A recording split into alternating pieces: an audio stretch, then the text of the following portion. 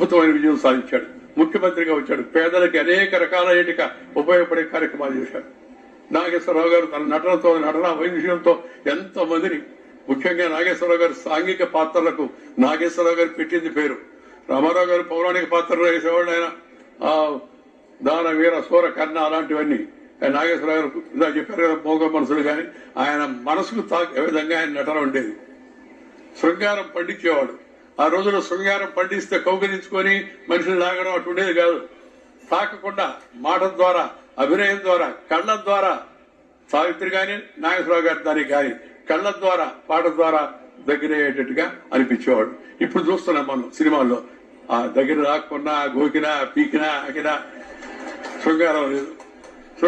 ఎందుకంటే నటనలో శక్తి లేదు, అభినయంలో అద్భుతమైన అభినయం లేదు. అఖిలేని నాగేశ్వరరావు గారు ఆ అభినయంతో దేశంలో కోట్లాది మంది, ముఖ్యంగా మహిళలు నాగేశ్వరరావు వస్తున్నాడు. ఆమె సావిత్రి కూడా పాపం మొన్న చూశాను, విన్నాను నేను. సావిత్రి కూడా ఆఖరి రోజుల్లో ఆ నాగేశ్వరరావు వచ్చాడా అందట, ఆఖరి రోజుల్లో కూడా.